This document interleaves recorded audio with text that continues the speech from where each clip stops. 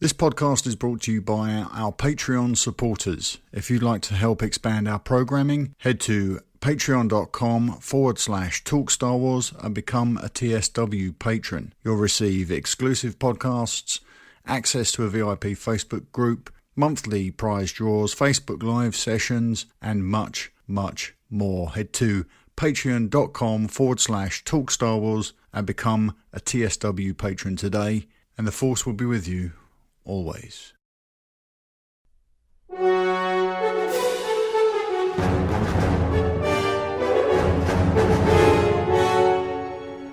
Welcome to TSW Comics, a monthly look between the covers of Marvel's Star Wars comic book series.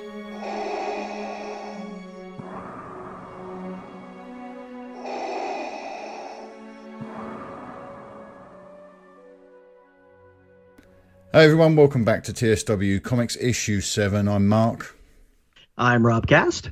And I'm Tim. And we're back for November. Can you believe this year is where what is going on? We're a month away from The Last Jedi. It's just clipping by at this point. I cannot believe we're already halfway through November almost. My head is spinning. My head is out. This year has been insane.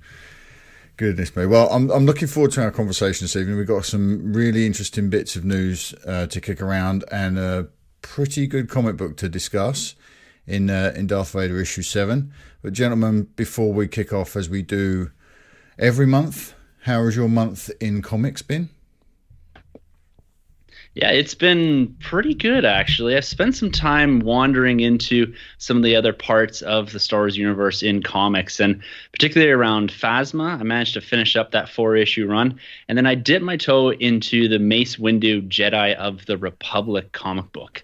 And I'll kick it off first with the Phasma stuff. I kind of really praised issue number 1 on this short arc that's leading into The Last Jedi, and I really enjoyed how they kind of explained the character and they got really right to the story. But I have to say, in the back end of it, it's not as good as I wanted it to be. It kind of fell apart into issue 2 and 3, and then it wrapped it up in issue 4. And I think the thing that I'm not disappointed at, but that I'm more hesitant towards, is that it just didn't develop in the way, and it didn't go down the path of making this character as good as I think it could have been in this. Now, Rob, you finished this up, eh? What did you think? Were you getting that same impression about Phasma and how it kind of came off a strong issue number 1 and then it just kind of fell flat on issue 2 through 4? Yeah, I think once issue 1 came out and we read it, it's like, oh, finally, this is what we're waiting for. And she wrapped up kind of how she got off Starkiller Base, and that's what we wanted to know. And then it goes off on this other little tangent, basically. Slight spoilers, but she's trying to cover her tracks because she's the one that brought the shields down on Starkiller. Mm-hmm. So, and there's only one other guy that knew she did that, so she's got to hunt this guy down. And obviously, you know what's going to happen. It just, some of these little self-contained runs some can be great, some kind of miss. Phasma, I think they could have done the whole run with her getting off the base. Yeah, I agree. Just left it from there without having her go through this little thing. Same thing as Darth Maul. That was a great little run, but didn't affect anything. I mean, and now I'm getting into Mace Windu this run, and again, I don't want to speak bad of comics, but if it wasn't a Star Wars comic and I wasn't on a Star Wars comic podcast, it would probably fall off my list. And I'm a completionist, so if that says anything. That's an important thing to discuss, I think, within Star Wars comics, is that we're getting a lot of stories being told in different eras, and I'm really enjoying Darth Vader right here, right now, but it's these 4 to 5 issue arcs that I find they're stretching them out too much. Like when we first talked about Phasma, I was really excited that they got clip into the story and they essentially got through the off Starkiller Base portion of it in one issue, because I was excited to see her character expanded. Mm-hmm. And you do get a bit of that in that comic book, but it seems that they could have done this in 2 issues and not 4.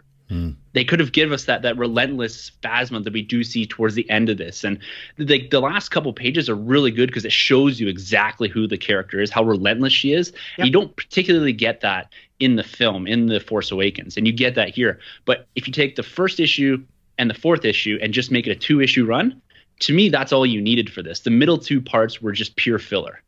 And the Mace Windu comic, I'd agree with you too. I'm not a huge Clone Wars guy. I never watched the TV show. Like, I want to watch it, but I've never really put the effort or the time into it. And this book just felt like an episode of the Clone Wars. And there's 125 of those episodes already.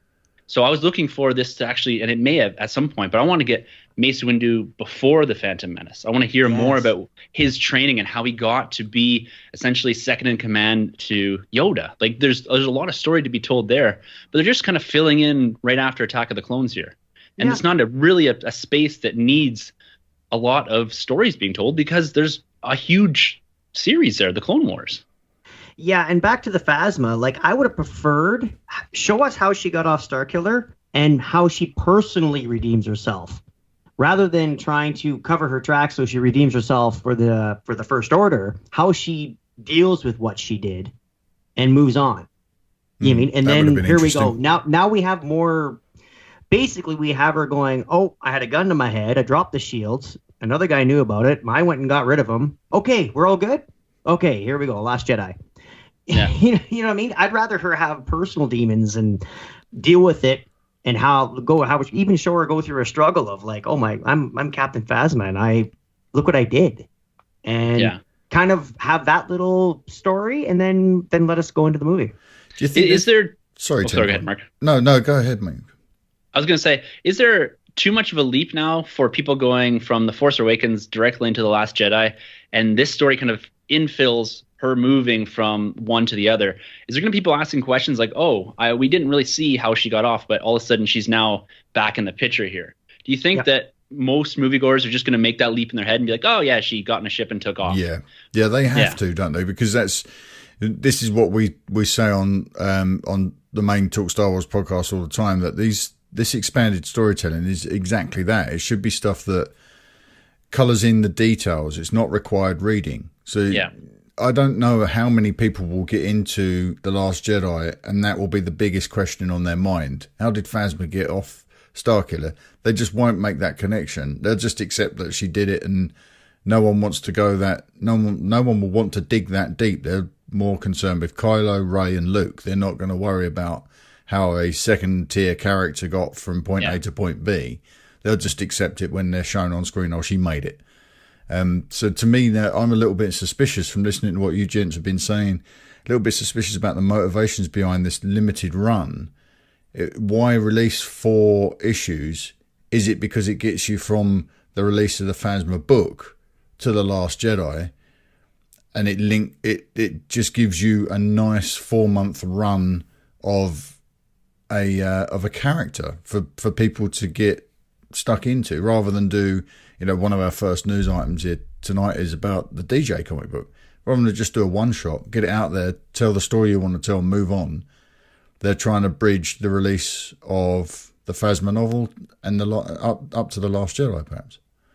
Yeah, they're just doing that journey to The Last Jedi. They're just filling in that space. I think it's exactly what you're saying.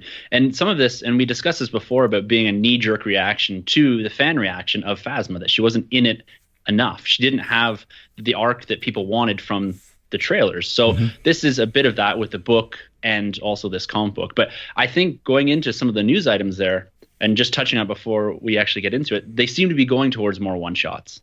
They seem to be telling these stories briefly and just get a little bit about that character out there and not rely on 4 months of storytelling.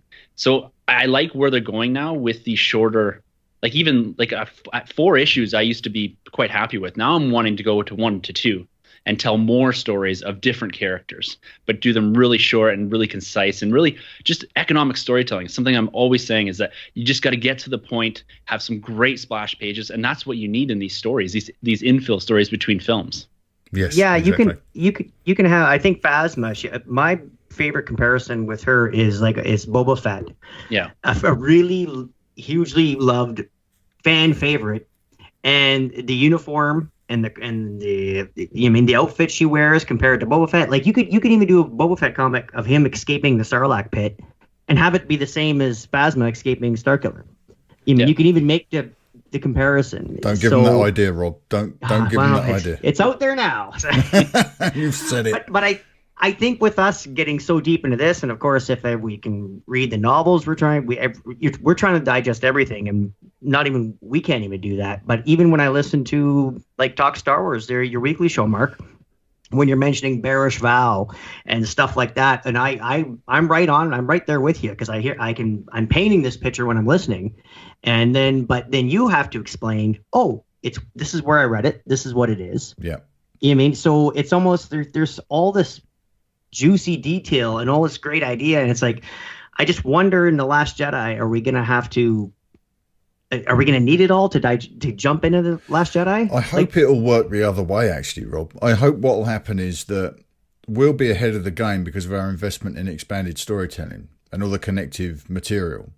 So when Luke discusses potentially, I'll have to make a statement at the end of this, because I have got a major concern at the moment about canon.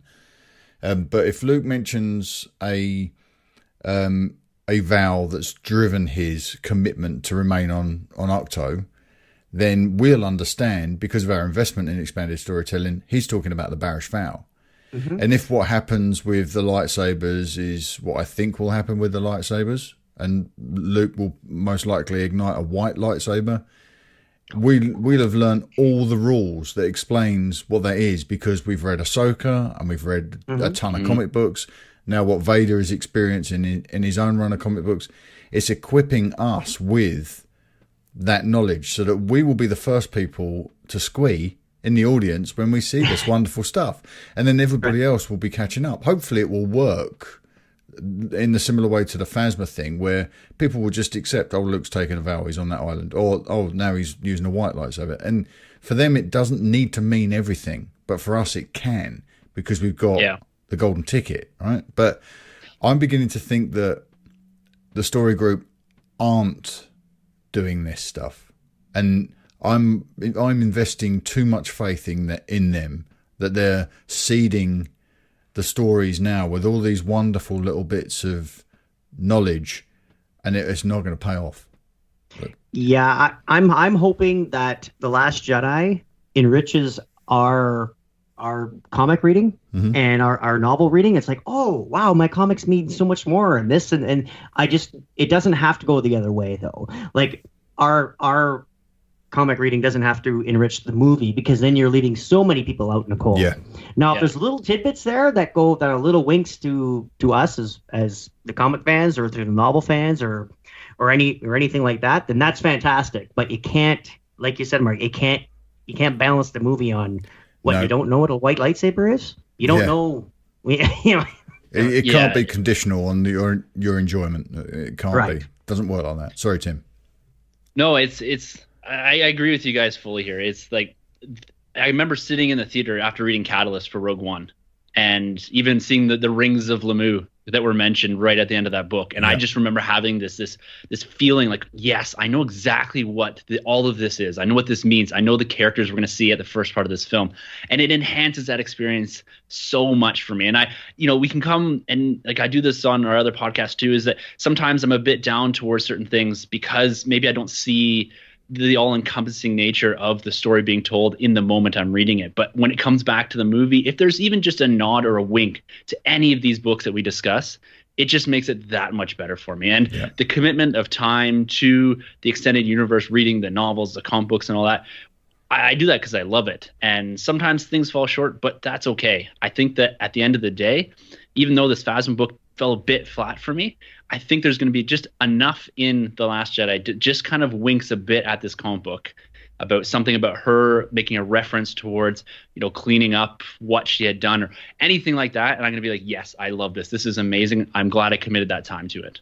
But it's okay, I think, for us to maybe suggest ways that these could be more economically done. Yeah, well, that's like I enjoyed your latest show, your review of Thor Ragnarok. And I think from the Nerd Room show, and I think you guys mentioned a lot of stuff too, because you're so engrossed in like the Marvel comics, and you have so much knowledge, and you're like, yeah, I like the movie. They could have done this a little better. They could have done this because of your knowledge of Thor. of the character and all the comics that came before. So, and for me, who I haven't read a lot of Thor, I went in and, oh, okay, awesome. Wow, what a spectacle. What a fantastic movie. I loved it. But I didn't have any, I wasn't hopeful for this, or I didn't see one character and go, oh, wow, how come they weren't like that? Or how come, you know what I mean? That's one thing that we almost have to be cautious of sometimes, because I fell parallel to that in Thor Ragnarok. I was waiting for, I know I won't spoil it, but I was waiting for an appearance of characters, and that never happened, because in my mind I had made that connection that this was going to happen, and it didn't. And so I found myself slightly let down for that, but that's not the movie's fault. That's my fault. That's the same way with these comic books, right? Is we're hoping that these add a bit more, and I think they add for personally for our own canon, but it shouldn't depend on these to actually feed into the films, because you're exactly right, Mark. They're not required reading, except for, I would say, Darth Vader. I say that's almost required reading for any Star Wars fan. Yeah, for different reasons. Exactly. It's that expectation level, I think, that we get so engrossed in this universe, in the storytelling, and we want everything to mean something. And when it doesn't, we feel slightly disappointed. But that's not the fault of the creative team or of anyone else. It's our own expectations. It's that level that we set. So I find myself having to check myself sometimes going to movies and be like, okay, let's just put this on a flat foundation here and just say, let's just watch the movie for what it is. If it adds certain things, certain elements down the line, then excellent. And if not, that's okay. That's not the filmmaker's overall prerogative, is to add every little piece of canon from every comic book and every novel. And we want the story group to do that, but we're seeing kind of the cracks in the foundation, I'll say a little bit. And I think you may be alluding to that. Yeah, it'll break under its own weight, because it's becoming more and more ungainly now, this canon, the new canon, I think. And I desperately want to believe that in next month, just next month, I'm going to be able to sit and watch that movie and I'm going to say, there it is. They've managed to draw a line between Delilah S. Dawson's Perfect Weapon novel that was The Journey to the Force Awakens, and they've tied that all the way round now to The Last Jedi. And the MacGuffin at the heart of her book is Vader's lightsaber, and I thought always it was acquired for Kylo Ren, but now I'm starting to think it's been acquired for Luke, and he's restored Kirikin Falar's crystal. He's repaired it after Vader bled it, and that's at the heart of his new white-bladed lightsaber. That's what I'm thinking. I'm thinking, if I don't see that, I'm going to be heartbroken just a little bit. I'll still love the movie, but that to me is an opportunity that the story group have to tie that one of the very first tiny little novels, tie it all the way through to this movie, and in the middle it's all packed out with this wonderful new lore that we're getting in Star Wars canon. The corruption of these, the corrupting of these crystals, the thing between Kirikin Falar and Vader, the mission he's sent on by Sidious, all of that stuff lays beautifully in the gap between The Perfect Weapon and The Last Jedi. If that doesn't come off, I think that the story group have missed something, and all the parts are there. All they need to do is connect them. Well, that's like what Tim was saying about Thor. You mean you have such a wealth of knowledge, because I'm going to walk into the theater and go, why is Luke alone? Oh, I know, Bearish Vow. Oh, why? What does he have there? What is it, journals of the? Oh, I know how he got those. I read the Vader comic. Yeah. This is how I think this happened. And then when we get to when we get to this month's Vader comic, I've got this aching for something to happen from Jocasta Nu, and I was really desperate to see it in this book, and it wasn't in this book. No. And I know exactly what you're saying. And this is causing me to have a real lack of faith in the story group, because unless they're holding it back and it will be delivered next month, right on the doorstep of The Last Jedi. But we'll get might be right. But we'll get to that. Should we get into some news? And then we can get to the breakdown of this book, which I did a lot of work on. I don't know if you've seen the translations in the show notes, but I did a fair bit of work. But here we go. So let's get into. So we alluded to this earlier in our what we've been talking about this month. DJ is getting his own one-shot comic book in January called Star Wars: The Last Jedi DJ #1. I don't know why #1. It's a one-shot. So a 32-page comic book, rated T for teens, priced at $3.99, but that's the physical copy. that doesn't apply to me. So what do you think of this, chaps? This the idea of giving us a one shot for a character like DJ. I know what we've just been talking about kind of frames this beautifully, but what's your take on this book, Tim? I'm super excited about this, actually. Like, it's a character that we know nothing about, and I'm not sure exactly how much he's going to be in the film. I've tried to stay away from some of the more recent spoilers and that, but I think it's cool. A one-shot book, and it's done by Ben Acker and Ben Blacker, so the same guys that are doing The Last Jedi: Storms of Crate. So it seems like they are somewhat crafting this narrative, or at least the voice around the post The Last Jedi canonical expansion. And I think that's great. I think one shots are the way to go for characters like this. Do we need a 4 or 5 issue arc on DJ? Probably not. And same with Storms of Crate. I think it's just nice material that ties this. And this, again, comes out about a month and a half after The Last Jedi. So there could be some potential spoilers in there for the film. So that excites me a bit that we're going to see some expansion on a character that we may not spend as much time with as we really think, or maybe we will, I'm not sure. But I like this idea of one-shot comic books, just giving us a little bit more of that expanded material. And that's what I want, just little bits here and there, just kind of seed things as we go through the film, as we come off the back end, for the questions that we're inevitably going to have coming out of the theater once we see this the first, second, third time. Yeah, I'd have to agree with you. Also, I think it's just like the K2SO one-shot. And what was the other... shoot, it's his character just left my head here. From Rogue One. Cassian? Yeah, Cassian. K2, yeah. Wait, sorry, I apologize. I thought you were looking for a different one shot. No, there's too much. There's a wealth of Star Wars coming at me. You could hear the gears. You could hear the gears turning in Tim's mind and my mind, thinking, "What are the one shots? What is he talking about?" Yeah, I did not read another one shot. Yeah, so that was perfect. That was a great one shot. That was a one and done. I think hopefully this DJ one slips somewhere more towards that one rather than the 3PO one shot we got explaining how he got his red arm. And that was fine, and it's there. And okay, I own it. I got it. Okay, good. Yeah, like I think that's just what it's going to do. It's just going to enrich the character. Yeah. It'll be a little sauce for a little gravy for the character, and that'll be what it is. Yeah, I think it takes place just before the events of The Last Jedi 2. Mm-hmm. So whatever we see in the film, it's going to give us a little bit of backstory. I'm guessing he just kind of shows up at one point in the film, and then you kind of run with the character. Yeah. And this may just explain a bit of where he came from, and maybe some of the dialogue he has early on in the film, or some things that he alludes to about himself gets expanded in this one shot, this prelude or prequel to The Last Jedi. I have a theory.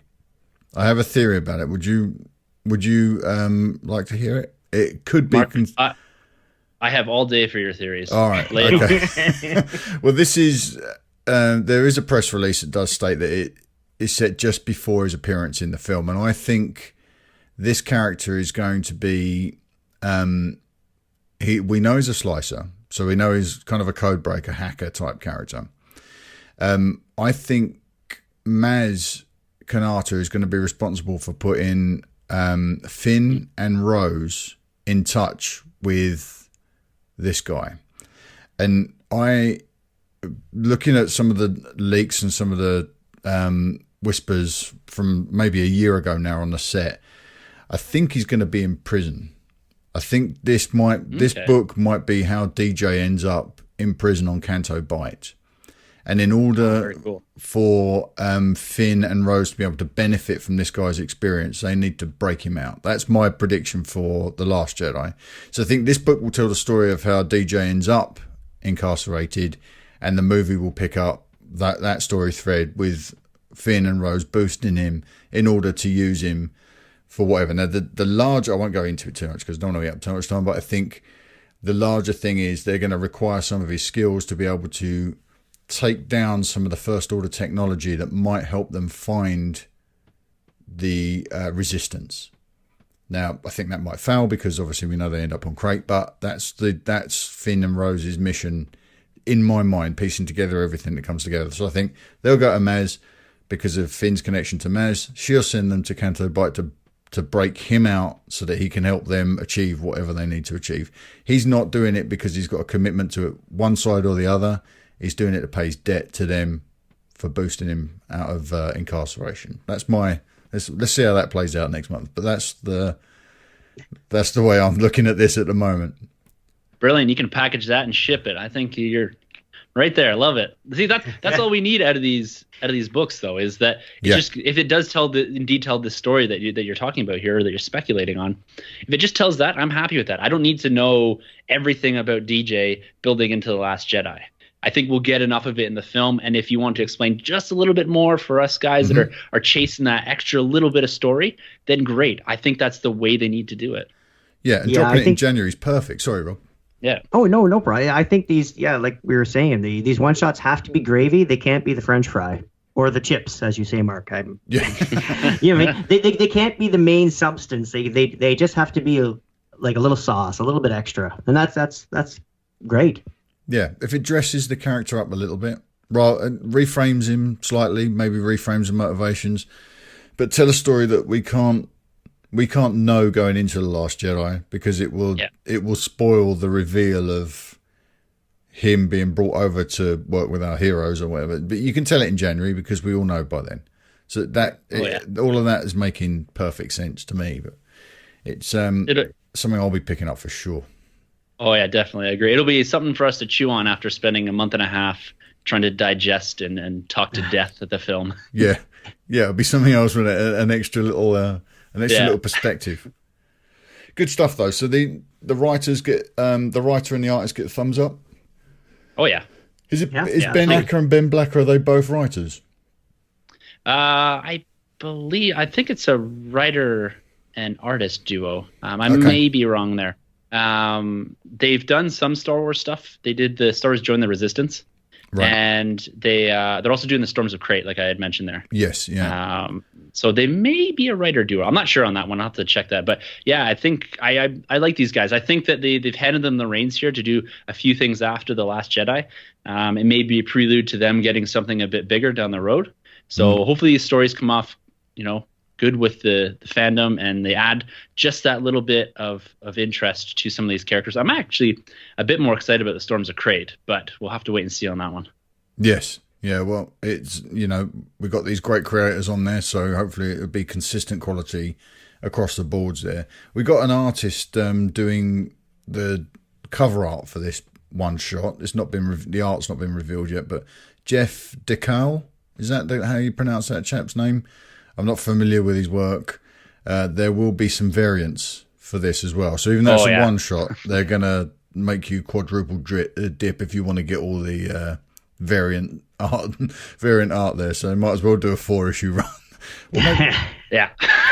Well, they'll do a movie variant, and they'll do all kinds of stuff. Yeah. There'll be the obligatory photo cover, won't there, with Benicio del Toro's likeness on there.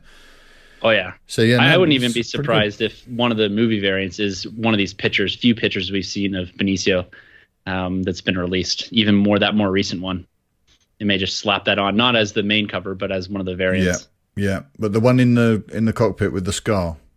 Yeah. That's pretty. That's he is an intriguing character. It is, Rob, what you were saying earlier. It is the Boba Fett. It's that archetype. Right. That's on display, I think, with DJ. It's the work for the highest bidder type individual. But yeah, I know I'm in. I will be picking this up immediately. All right, let's move on to this next piece. Now, this is kind of a light article, but it did turn my head a little bit because I'm wondering. Well, let's just get into it. So BB-8 has a love interest. I've put what I'll probably do is I'll load the show notes, I think, into this episode so people can see what we're seeing. But I've loaded the page from the latest copy of Poe Dameron. Is this, Rob? You've been reading Poe Dameron? Yes. Did you drop it or not? No, I know I've kept it. Have you read this? Oh yeah. Yes, I have. Okay, so maybe you can slow walk us through it, but I'm just going to give you this passage that I've taken from the article on Heroic Hollywood. They say, as you can see in this page, we see Poe and BB-8 together at the Resistance base on Dakar. We also see the duo interacting with an astromech droid named IV. Poe is shown to be a bit confused as to why IV fixed his ship, and we learn that it's basically she's doing it to protect BB-8 and because she's BB-8's girlfriend. Okay, Rob. Yeah.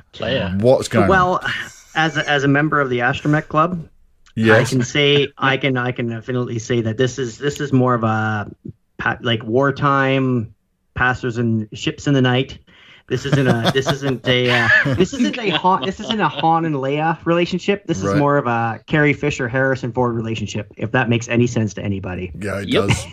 It just, we're both here, we're in war, we're Astromechs.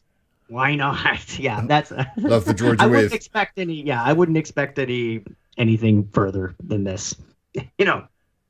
Isn't it a strange choice? What will this carry over into the movie in any way, shape, or form? Do we think? Well, maybe you'll get BB-8 do a quick head turn. I don't. But other than that, and see IV strolling past.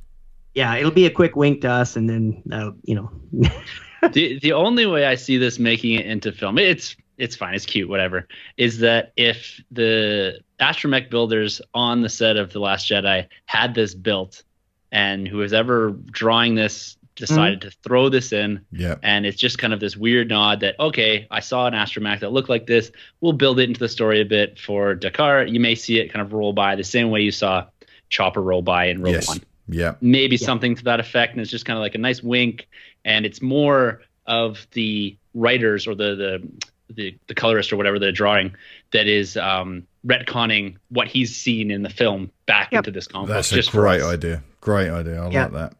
Yeah, and that's not the first time we've seen that. We've seen that with the KT astromech droid. Oh yeah, that was in the pink one. The Force Awakens. She's made appearance. Yeah. She made and also made appearance in the Clone Wars. So it's kind of these these clubs that are inspiring the movie or just actually squeezing into the movies, which is really it's endearing. It's nice. It's nice that it flows that way. It flows both ways, isn't it? Yeah, definitely. No, I thought that was an interesting little thing to throw in the note. No, actually, this page that you dropped in here, Mark, I just want to ask Rob, this drawing of Poe here, this uncanny valley type thing that we're seeing in a lot of Star Wars comics, is this strung right through? Because I'm about 10 or 12 issues into this, and I don't remember the drawing looking like this. But this is what screams out to me in this beyond the BB-8 and IV kind of strolling, the sunset walk type thing. Yes. It's more this uncanny valley of Poe Dameron, like somewhere between real life and not. It's kind of odd. Yeah, it's the comic's getting better. Like I think because it's weaving its story more towards the movies, like without giving too much away. Like it's starting to, they showed Poe and then they went off on their own little with his squad and they do their adventures. We're meeting new villains and new names, and it's basically clogging for me anyway, clogging up the Star Wars canon because I'm like, okay, who's this now and who's this, and now they're starting to kind of weave back into what the canon that everybody knows, if that makes any sense. Like, without even, because it's a whole run. I don't want to give away the whole thing. It almost sounds like they're working their way towards ending the run if they're getting that close to tying in the Force Awakens actual timeline and story. Yeah, we're seeing things that are more familiar. And this run, really quickly on the Poe Dameron, it started off, was okay. The art was a little, it was interesting at first, and then the run fell off for me, and then I kept with it. Now it's getting a little better. I had a few little peaks, but it's time. I think it's time to wrap it up. Well, that's good to hear because I struggled to get through the first arc in it. Yeah. Yes. With just the creature that was in there and the whole idea about it just seemed kind of one step or two steps removed from the Star Wars I'm used to. From what I have in my head. And I've spoken about this before on the podcast. It's like I have in my head what I think this idealized version of the Star Wars universe looks like, and that really wasn't it. So I struggled to get through that. I've actually read that arc twice just to try to get into it. And so I'm on the back end of it now, and I think I'm seeing what you're seeing is I'm seeing an uptick in the storytelling and its relevance to The Force Awakens and the characters that we're seeing. So I'm happy about that. And that's one comic I'm starting to drive a bit more towards is picking that up because it's one of the only ongoings too, outside of Vader and the few Star Wars and the Dr. Aphra. Yeah, and I think, and also too, back to this astromech, I think a lot of the artists, they shoehorn an astromech in there somewhere because they want to draw an astromech. Yeah. You mean any artist that's a Star Wars fan, it's like, oh, look at, I get to draw an X-wing, I get to draw the uniform. Like, oh, we have to find a way to put an astromech in there. Like, we have to, like that, the R2 model. And everyone wants to add a spoke to the wheel as well, don't they? If you can get an R2 KT level character into canon, yes, you're laughing. And if this is the way they cheat it in a flimsy little storyline like this, then more power to them. Great. Yeah. Yeah, I guess as a creator, and especially you may appreciate this as an astromech builder, Rob, is to have an action figure of something you created in the Star Wars universe. Imagine. To me, it'd be you see something like this Ivy character gets, even something in Disney parks, how they do the 4-packs and that. What a great thing that would be as a creator, especially as a Star Wars fan. Well, yeah, you can imagine if you had even the basic, because a lot of these with the astromechs, like even the Katie one is, instead of blue, it's pink. Yeah, I mean the color schemes, and a lot of it's just a slight change or a slight tinge, and yeah, if you came up with something wildly interesting, and then you saw it roll by on screen, and you're like, oh, they got that from Celebration. They got that when I took my, it would be, you would blow your mind. Yeah. Yeah. Probably won't go as outrageous as the having a steampunk R2. Yes. The R5. That was an R5. That was it an R5? Yep. At the fire. Sorry, I don't mean to be. No, that's good. No, you pulled me up. You're the expert. I just know that I was blown away by that thing when we saw it in Orlando. Mm-hmm.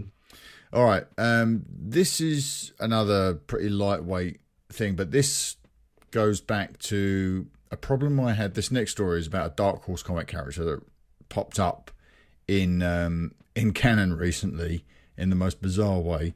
And this is an issue I've had a couple of times now with how Lucasfilm licensing appear to be taking their eye off the ball with some of their license holders. And in this instance, it was Dole, the fruit company. Now, most people have been into the supermarkets and seen grapes and bananas sporting the Last Jedi logo. It's the most peculiar tie-in. Well, Dole had this, I don't know if you guys saw this, but Dole had this competition going on where you could go in, it was like a game, you could go in and it compared you to a character from The Last Jedi, your qualities, and they compared you to a character from The Last Jedi. And they managed to give Finn, FN 2187 from The Force Awakens, a surname and a homeworld that was completely wrong because they dipped into Legends rather than take any direction from Lucasfilm licensing, and somehow this passed all the checks and balances and made its way out there. So within this game from Dole, they named FN 2187 as Finn Galfridian from Artorias, which is that character was from the Dark Horse comic book series and was a Force-sensitive prince that Luke Skywalker trained to be a Jedi. Pablo came out on Twitter and said, no, someone's getting this Dark Horse character confused with FN 2187. The clue is that we see Finn get his name. It's not a Christian name. It wasn't a birth name. Yeah. We see Poe give him the nickname in the movie. So how could they get this so incredibly wrong? I mean, I've put it in there purely because it is a Dark Horse character, but I thought it would be a bit of fun to give Lucasfilm licensing a bit of a kick in because they're just taking her off the ball. Do you not agree? Yeah, I think this was somebody who Googled Finn and Star Wars, and it came up, and somebody with the Dole company wanted to flex some. Oh, look at I'm gonna. You mean drop some knowledge? No, you didn't. You dropped the ball. Is what you did. Yeah. They got to Wikipedia and saw this character and just went right through it. But I think you're right though, Mark. It's like, how did this get through? Like and sometimes you see things and you're like, certainly this had to pass through half a dozen people to get approved. And the fact that it got out there, I don't know. This idea about, and I mentioned this before, but the foundations of canon seeming to crack, and you made a good comparison underneath its own weight. This might be a little of that. I'm seeing this on the Marvel side of things in the MCU as well, is that there's so much material, and Star Wars particularly, that is the group big enough to maintain everything that's coming at them, or is it they're getting ideas from people and saying, okay, that fits, do whatever you want, and then it comes out and they're like, oh man, okay, we have to fix this with another comic book. So yeah, it's it's and even the old EU was like this, and we had some reliance on the story group coming out of the Disney purchase that it wasn't going to be this huge universe right away. We're going to get this slow kind of trickle of new canonical material. But it seems within the last year that the floodgates have completely opened up. I was able to keep up with the novels from 2015 through 2016 and most of the comic books. Now I'm probably 8 novels behind. And I'm whole series behind on the comic books. Right. And so I think as a fan, I'm seeing the weight and I'm seeing kind of the eye being taken off the ball just a little bit. And it might just be the volume of material that's coming out. Like you look at these promo things too, like why does Dole, why? Yeah. Like I grabbed the banana at work and it had an R2 and a First Order Stormtrooper sticker on it. And I was like, what? Yeah, that's, I completely agree with you, Tim. Like I think, and also too, Star Wars has groups like us that pick apart everything, absolutely everything. Like I'm sure there's Grey's Anatomy fans that they can say anything they want about any character and it just goes past. I mean, it just goes through yeah, okay, that's fine, whatever. And they don't think twice about something that might be, that might contradict something from the past. But with Star Wars especially, you can't do that because someone's going to catch it. Thousands of people will catch it. That's 40 years of storytelling compared to 14 years of storytelling for something like Grey's. There's just decades and decades of movies, TV shows, video games, and comic books and novels, and now we're starting to see fan material be picked up by certain license holders and repurposed as legitimate Lucasfilm materials, and it's taking fans like us to spot it and say, hang on a minute, this is a fan-built model of something. There was a Rebel model kit earlier, the TIE Silencer earlier, I think in the summer, and it had the Death Star behind it. Mm-hmm. That was on a model packaging for The Last Jedi. So have they let something slip? Is the Death Star in this movie, or have they just not been caught by Lucasfilm licensing in time? But that's also us. Like even look at us as the Star Wars Commonwealth. Like if we have any question, we have a specialist we can go to somewhere in the group with the San Diego Sabres, with the saber fighting, or even the 501st. If I saw a uniform and I saw something a little off in a comic, I know I could message Rob Williams, or Rob Ease as he is now, and I can ask, and hey, who do you know? Is this right? And same thing going the other way. If it's an astromech question or a Legends question with the Skyhoppers, everybody's got something, or even a toy question, like with Marc Airy. Like we, even just in our little group, we can pick apart anything that comes through our radar. So you could imagine the entire fandom, like they're going to catch absolutely everything. Yeah, like a steel trap we are. Yeah. It's a rabid fan base too, right? Yeah. It's you get to the point sometimes when you can't escape having these slight continuity errors, and there's a few here and there, and to me, it's okay. Like it's not going to wreck my experience in Star Wars. No. And no, it's fun too. I like discussing these little holes and all that. Like it's like nothing's ever going to be sealed up and perfectly kind of presented to you. I think they do the best they can, and if there's little slips ups here and there, we'll get a 4-issue comic book series that tells us why it's one way or the other. Yeah, and everybody's got. I was reading through the Astromechs on one of the Facebook groups. There's somebody that went to a restaurant. And it was prop themed, and they said, "Oh, look we have an actual R2-D2 that was used in one of the movies." And then they put pictures up, and we're like, "No, it's not. Those hoses on his feet aren't braided, and the shoulder buttons are out, and an extra, like literally an extra 1/4 inch. That's not that, guaranteed." But this restaurant is telling people this is authentic R2. Yeah. And then you got groups like us walking through going, "Nope." Why? Because there's two things I see right off the hop that. Well, and those people got that astromech from someone that told them that. Exactly. Yeah. Right. So they got You know, Exactly. Probably from someone that works at Dole, probably. Yeah. Or Revel. Yeah, but exactly, Mark. Yeah, like, yeah, but if you have people like us going, no, those shoulder bumps are like a quarter inch out too much. Wrong. Yeah. Like, it's like, whoa, okay. Unforgiving, furious fandom. Nope. And, Lucasfilm licensing need to bring that same sort of fire to what they're doing, because we're bringing it. They need to bring it, because they're being let down by their license holders. But that's another story. All right, let's move on. Tim, this is your story, the Darth Maul, son of Dathomir.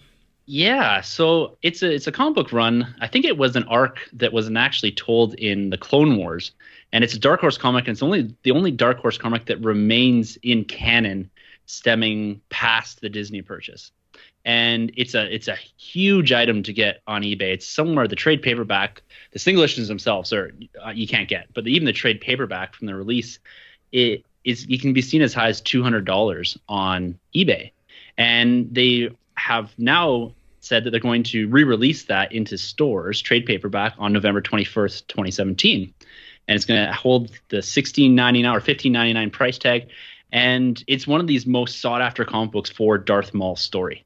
And it's something that I've never had the pleasure of reading. I flipped through some of the splash pages on the internet, the stuff that's published, but I'm really excited to get this because I love the character of Maul, and being that this is quite celebrated, this book, I'm excited to kind of sink my teeth into it, especially coming off of the back end of the Maul book that we just got, that it was okay.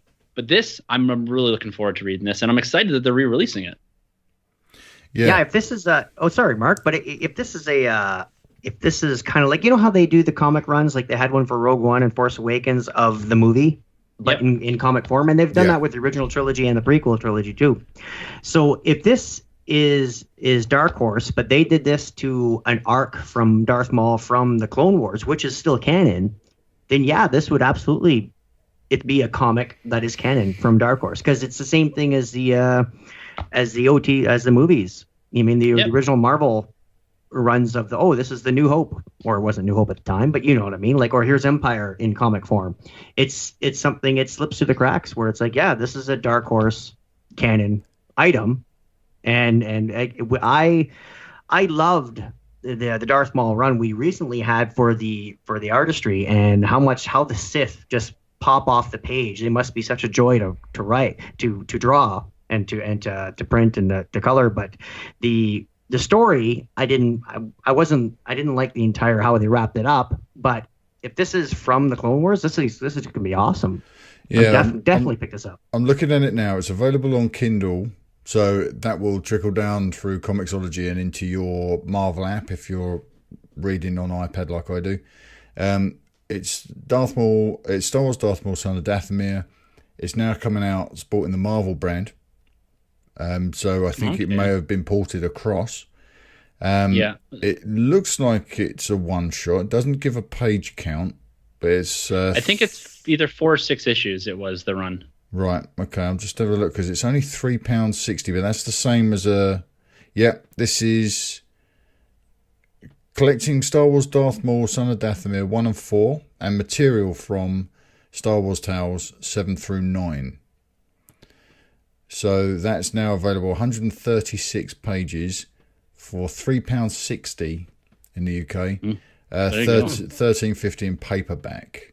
So that's about right with what you've put in your article there, Tim. So it's now sporting the Marvel badge. So a port across, perhaps.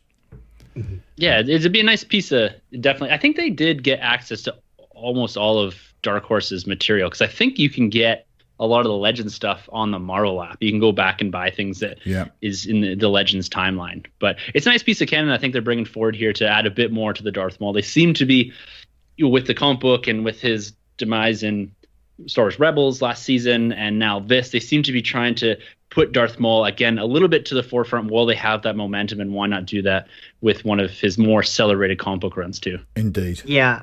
And I think what you're saying too, it's with all this new canon, like you're saying, Tim, we're being crushed by we can't keep up with it, with the novels and the comics and the movie. Like, obviously the movies we're watching, and we're taking in as many comics as we can and reading as much novels as we can.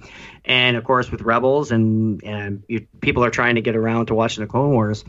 Anything Legends and anything Dark Horse, I've kind of put anything I haven't read, I put behind me because I got too much in front of me to get through. Yeah. So this is great to have this. Somebody dust this off and reprint it. I'm looking forward to reading it. Oh, now I've got to get it. Okay.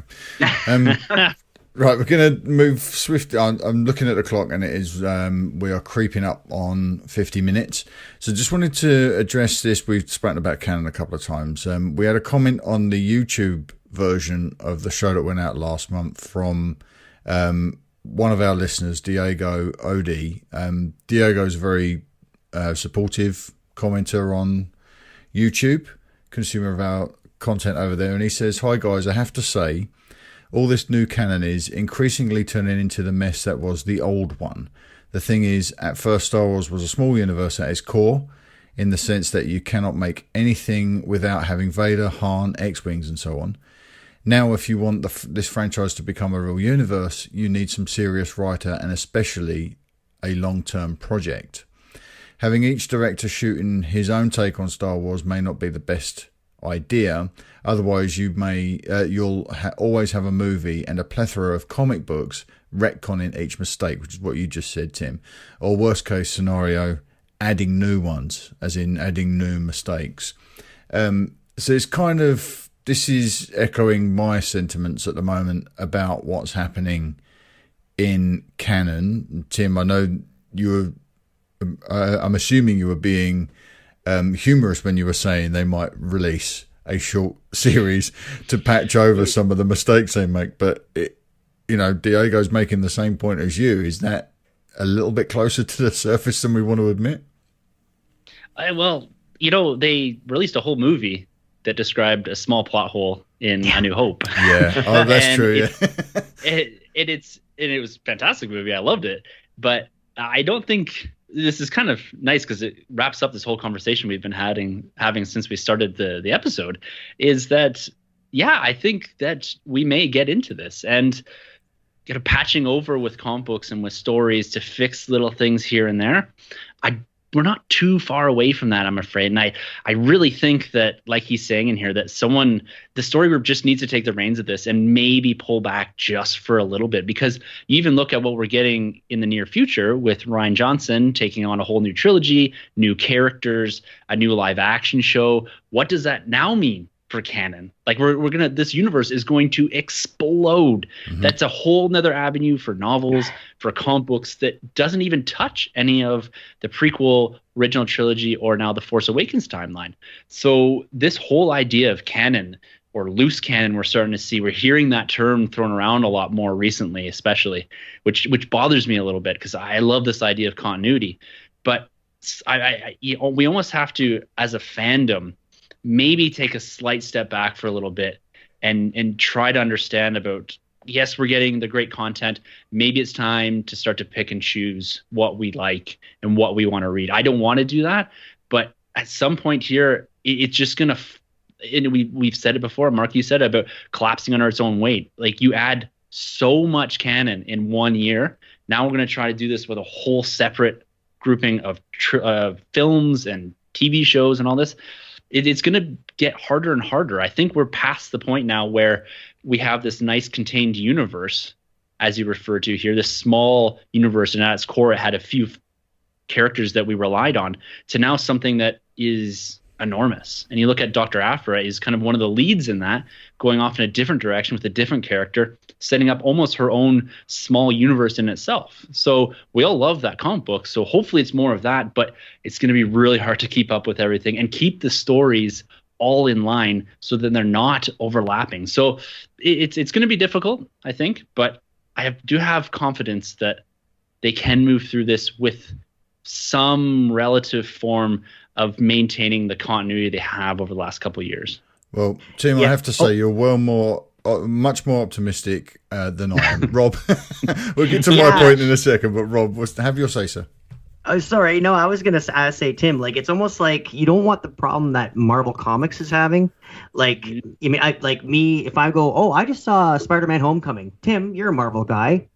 where do I start reading Spider-Man in comics? 700 issues ago. How do you even answer that? And same thing with I love Thor Ragnarok.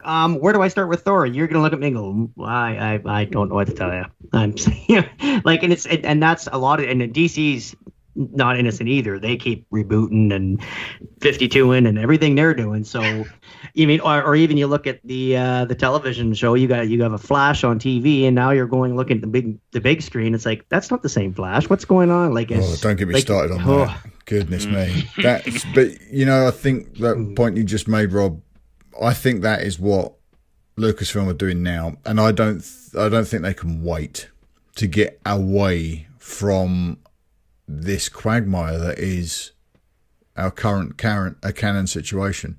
I think that Rian Johnson's that beautiful press release that came out to accompany this, really exciting news about Rian's trilogy of films, said that it's set in a corner of the Star Wars universe that Star Wars lore hasn't explored before.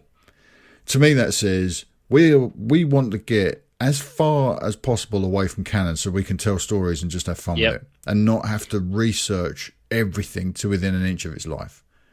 Yeah, and despite what anybody's been saying, when they say, "Oh, I'm starting episode 8 and I have full reign, I can write whatever they want," I'm not trying to doubt anybody or Rian Johnson or anybody. I don't believe it for a second. No. I'm quite sure the story group says this is how it's going. You can do what you want in this little tiny. This is your lane, and you're sticking in it. And you can weave back and forth. You can slow down, speed up. You can do whatever you want in your lane, but you're not switching over, and you're not getting off track. Because they couldn't. You're not going to. I don't care who you are. You're not going to give Star Wars to somebody and say, "Here, do something," and get a movie back going. Oh, this is not good. Well, it almost happened. It did almost happen, but Solo.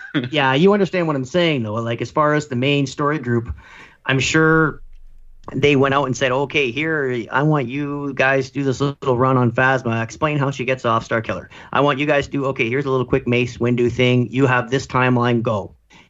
I can't see them going, giving too much reign. With the story group and that, I feel like they set a framework around the universe, but I feel like stories like Mace Windu, and maybe not so much the Phasma because it's leading into the film, I feel like people have come and proposed these stories to them, this Mace Windu thing. Like, I don't see anyone sitting in the Lucasfilm story group being like, we need a Mace Windu comic now. No, I agree with you. There's someone that's come and said, Mace Windu is a character that I loved from the Clone Wars or from Attack of the Clones or whatever, and I want to tell more of that story. Yeah, I think so I think there's very specific things, and this Darth Vader comic may be one of them. It's because they've taken one of their champions of the Star Wars universe when it comes to comic book writing, and Charles Soule, and given it to him. Mm-hmm. Is that there's comics that they write or that the story group or Lucasfilm puts out there for a reason, and then there's other comic books that are put out there because, wow, we can put a $3.99 price tag on this. It's a good story. It's a character we're familiar with. We're not stepping on anything in the Force Awakens through Last Jedi timeline. So sure, why not? But then you get that, Rob, you and I both leveled the same criticism at the Darth Maul series, which was you had 5 episodes and it was as if the story group said, right, you can do what you want, but the character starts here and he ends here. You can do whatever you want in the middle as long as you don't rock the boat. So they're going to tell a whole bunch of stories like that. But look now at what they've got. You've got 2 ends of the spectrum. You've got Dr. Aphra, where they've said, here's a brand new character. All right, she's kind of a hybrid of some of the things we've seen before, but she's wonderful. And now set her off on her own storyline and let her be true to herself, and she can do whatever she wants. And there's a whole bunch of new characters around her with her father and her colleagues, and that's wonderful. You get to tell original stories, unencumbered, because no one cares where she came from or where she's going. It doesn't impact on the films in any way, shape or form. With Vader now, you've got the other end of the spectrum where they're saying you've got a finite amount of time, 19 years, to tell the stories of Vader. Now, hit these beats, because this is what we need to sew these details into canon now. Hit the beats about Kirikin Falar, about how this is how he got his kyber crystal and what that means to Star Wars lore about kyber crystals. This whole thing that we're hopefully leading up to now, we're just about to discuss in issue 7 with Jocasta Nu. You've got all these constraints on your storytelling when you're telling stories and using characters that exist in other elements of canon that run parallel to the story that you're telling. What I'm seeing now with the story group is they will be able to take the Dr. Aphra approach with Rian Johnson somewhere else, far enough away from the Skywalker story, perhaps in a different time frame, certainly in a different area of the Star Wars galaxy, but go have fun with it. And all we'll do as the story group is we'll marshal these elements as we tell future stories. Or you can't do that, it's been done. Or you can't break that, it breaks canon. But it's not encumbered by 4 decades plus of multimedia storytelling. It's brand new. That's the only way I'm seeing this now. They're running to a new area of Star Wars so they can tell stories and be free to tell stories. Well, they've been so handcuffed in this original trilogy timeframe with the comic books, with the films, with everything that they're doing right now. I agree with you fully. It's time for them to step away. And a lot of fandom's saying this and tell different stories with the winks and nods to whatever's been told before. Like that, we still want that, right? We still want this to feel like a Star Wars universe, like a Star Wars film.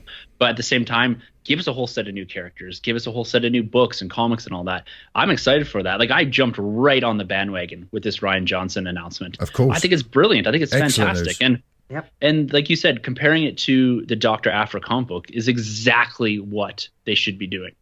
It's a character that is new, that doesn't impact anything, and we can do whatever we want with them. And they need more of that storytelling, because I think some of the criticisms that we've had here over the last few episodes is this shackling of the storytelling in very, very constrained time frames, and not allowing to get outside of that box and play a little bit. Yep. And we're just going to see all that coming down here in the future into 2019, and it's exciting time. It's good. It's a big commitment again for us as fans to absorb all this new material that's going to be coming at us within the next couple of years. But it's exciting time. I'm really looking forward to that. Yep. Also, too, it like everybody thought was going to happen. It gives a break from the original saga, and if they want to do 10, 11, 12, we're going to get a nice 10-year break, and then they're going to let the saga breathe. Like it always has, from the OT to the prequels to now this new trilogy that we're currently in. We'll have 10 years, 11 years where it can breathe. And can you imagine? Here's some news. Here's Rey and Finn again. What are they doing now? You mean, or what for 10, 11, 12 if they want to revisit the original saga? Someone on the TSW VIP group, I think it was Dave Donovan, he had posted something, I'm not sure if it was exactly his or not, but about episode 10, them revisiting on the 50th anniversary. Yeah. Yeah, fantastic. Which would be awesome. And we don't get character fatigue with Rey and Finn and Poe and everywhere they're going and how what that saga's doing, because I always thought they'd have this trilogy that's going to finish up a 9, and they might do like a Pirates of the Caribbean thing and start trickling them out after that without actually committing to another trilogy. You know what I mean? So, but this is way better for me. Let it go. Let's take a 10-year break. Let's see what Rian Johnson gives us. This is great. New Star Wars, different Star Wars. He goes and does his thing, and then bam. I was wondering if they might shift the new canon characters, the new saga characters, into standalones, or that they might be able to release. It might drop to a 3-yearly release schedule. So a Star Wars story, a Rian Johnson story, and then a Skywalker story, and then another Star Wars story, and on and on and on. But that might get confusing. There might be a similar conversation with Daisy Ridley saying, hey, you're going to be playing Rey again in your 50s and 60s. Like the same thing George Lucas said to Mark Hamill. Yeah. Yeah. You know what I mean? George Lucas said that to Mark Hamill in the original trilogy. Gives him a chance to go and have a career, doesn't it, then? Yeah, absolutely. A little bit. But it's that idea of sequential storytelling. You made a point there, Mark, about it being slightly confusing. And you were going to get to that point where people are going to be, the common moviegoer is going to be really confused. And we even saw that with Rogue One. Like, is this episode 8? Is like, why is Jin? Where's Rey? So like you see the big universes, Marvel in particular, is all sequential storytelling. Everything happens after another, one after another, just more or less with the release dates.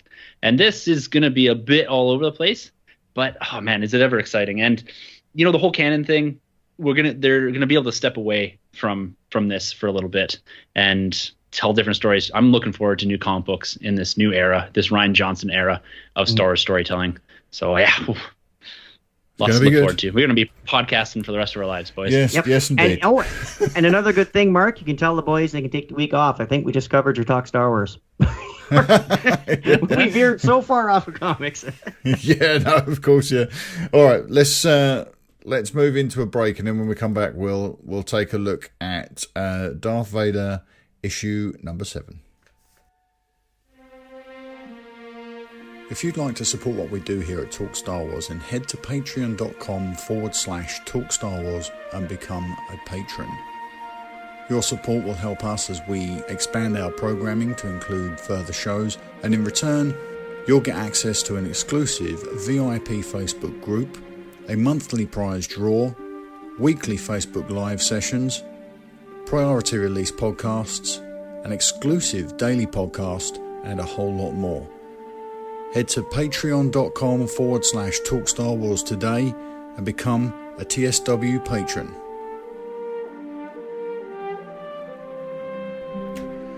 Okay, and we're back. Right, that was the promo spot for the Patreon campaign. I'm really trying to get behind this Patreon campaign now and push it because what we had just been discussing before the break, the new Star Wars material that's coming, I want to be able to launch shows for everything, and especially the new live action TV show. I want to try and get a show done for that is released weekly on the run up to that show's release, so that I can cover every aspect of the news. But in order to do that, I need to build the Patreon campaign in a way no other Patreon campaign has ever been built before. So I've got a huge dragon to slay before I can get my teeth into these new projects. But anyway, that's by the by. Yeah, go to patreon.com/Talk Star Wars. Check us out there. And if you want to get yourself into a bespoke Star Wars entertainment behemoth as it grows, then please do. Gentlemen, this month's book, what a great choice. What a great choice. Darth Vader, issue number 7. I've broken down the story because I reread it and I made a few notes as I went. So let me just do the story recap and then you chaps can have at it. So let's see how accurate I am. So as Vader continues to train the Inquisitors, a list of high priority Jedi comes to his attention. On that list is a name, spoilers, Jocasta Nu. The Emperor explains to Vader that Jocasta is in possession of knowledge that could be the ruin of the Sith and what they're trying to build with the Empire. Meanwhile, Jocasta Nu is rebuilding the Jedi archive whilst in hiding, and her goal is to record as much as possible before her death and leave a school to remind the galaxy of the light that the Jedi Order brought to it. Jocasta sets off to Coruscant to retrieve something of value from the Jedi Temple, just as the Emperor is impressing upon Vader the need to capture Jocasta Nu alive before she falls into the hands of the Inquisitors, because, as he says, they're not Sith. She enters the Jedi archives through a hidden entrance. Is that accurate enough, gents? Is that a breakdown of this story, you think? So what do we think of issue 7 of it's Vader? I tell you, I come on here and I gush about this series of comic books, these last few issues especially. And man, Charles Soule, they are doing something special here. This comic book for me is a must read the day of release. We talk about required reading and extended universe material not needing to be required reading. This for me is required reading. These first 7 issues. I love what they're doing with the Inquisitors here. I said last time that the Inquisitors were something I saw slightly outside of my Star Wars. They're embedded in it now because of these first 2 issues coming off the back end of that first arc.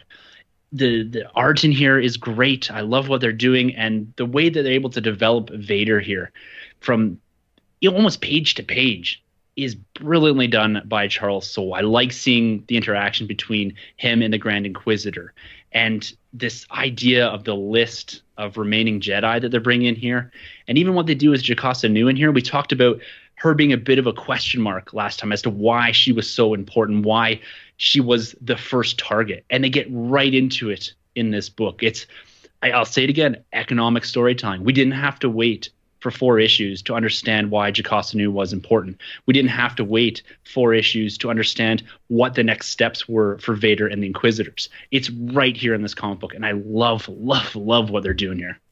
Breakneck speed. Rob? I completely agree with you. I think when you're mentioning economic storytelling, they are literally, there's no panel wasted in this Vader series. And I don't mean to keep gushing about this like if I'm with you, Tim, like it's fantastic. Like every panel is, you can't skim through this because you're gonna miss something. You can't just like, okay, I got it, let's talk about it. No, you gotta soak it in. Even with Jocasta Nu when she's holding the holocrons, just like the one we saw on Rebels. Yeah, you mean like there's tie-ins, there's little threads all through, and like they're just little winks. And like I said, it doesn't mean you have to watch Rebels to read the comics or vice versa. It's just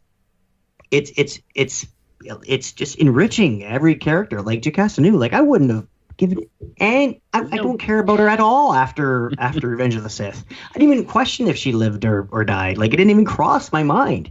Now it's fantastic. Now we got this whole story that's completely, this is giving her purpose. This is giving her, I care about what's going to happen to her next. And I didn't think of when Anakin stormed the Jedi Temple. I didn't think, did he get the librarian? Now I'm looking, because it didn't cross me. It didn't cross my mind. Like, no, of course not. They wouldn't, would so it? now I'm looking at her going, I wonder how her, like, I have a feeling she's not going to make it through this, but I want to see her end game. I want to see the end of her story. And also too with these with the list of Jedi names you have here, Mark. Yeah. That were on the list and you translated them, and there's no Kanan on here. No. Now, is that because is that because he's assumed dead after the Kanan comic run we had, where he's in hiding, or is he known to be dead because of what's going to happen at the end of Rebels this year? Oh, Rob. Sorry. I know. Rob, that's just blown the top of my head clean off. And I also just realised that I've managed to misspell Ahsoka's name in both Aurebesh and in English. But that time doesn't match up though with Kanan, does it? Because this is right after Revenge of the Sith. Yeah, so this is still 19 years before the events of Rogue One. Yeah, but Kanan is still. Yeah, you're right. Yeah, maybe because So they he'd just still don't be a know kid. about him. Yeah, so he's a student. you're right. Is this the list of Jedi Masters? Because why would Ahsoka be on this too? Yeah, I think it's Jedi, and also too. Yeah, you're right, Mark. I think they just don't. Maybe they just don't know about Kanan being out there now. Now that even leaves his thread more. Do we know who Kanan's master was? Yes. Yeah. Off the top of my head, I cannot remember. His name's not on this list then, no? No, it was. I think it was a female Jedi. Oh, was it? I've taken as much as I could. There was some names that were obscured from view by a speech bubble, so I couldn't really get to everything. I couldn't see anything that looked like Obi-Wan Kenobi. I translated Obi-Wan Kenobi into Aurebesh so that we could see whether or not it was in the panel, and it wasn't. But the names on the list are Case Baraden, which I don't know that character. Yoda, Quinlan Voss, Kurikan Falah, which is interesting that he's still on the list. Jocasta Nu, Ahsoka Tano, even though I've managed to drop the T off there. And that's about it for that list of Aurebesh names. And also Obi-Wan is assumed dead from Revenge of the Sith, isn't he? No. When he fought Vader or he fought Anakin? No, he's not. Well, no, he's not. Just a couple of issues ago, Anakin was having visions when he was trying to break the crystal. He was having visions of Obi-Wan. So at least at the back of Anakin's mind, Obi-Wan's out there somewhere. See, we're being crushed by all this canon. Yeah, but it's I still think that this is. I like this list of characters that we know. I like the implications that has on this story that we're being told now. That these are people that Palpatine fears for whatever reason. Yep. And for some reason, Jocasta Nu's at the top of that list. Or at least she's maybe not at the top, but she is the most clear and present threat. Well, because of her knowledge too. I think. Knowledge is power. That's a big thread, that's a theme that's tied through this whole comic book here. Knowledge is power. You see that on the end with the Sith, and you see that with Jocasta Nu creating a library of sense. Yeah. So I love that theme here, and that's something that we speculated a bit on last time talking about number 6, is this connection between the Grand Inquisitor and Jocasta Nu. I like how they developed that in here, how much he despised her for keeping that knowledge away from him, and because that was one of the issues that you had, Mark, is that you didn't quite understand the importance of or maybe not understand, but just Jocasta Nu in itself and how this tied into the bigger story. And are you satisfied with kind of how they've connected it up here with this knowledge is power and kind of connecting her in a bit more detail to the Grand Inquisitor? I love it from a couple of perspectives. I love it for what it actually says, and I like what I read when I read between the lines, as I so often do. But what I'm seeing is the Grand Inquisitor's position is that Jocasta Nu kept knowledge from him, that in her mind she had a list of those who were worthy and those who were unworthy, and he very much felt like he was unworthy of certain areas of Jedi knowledge, which I would say is absolutely right of Jocasta Nu, because look where he is right now. He's in the clutches of the Sith.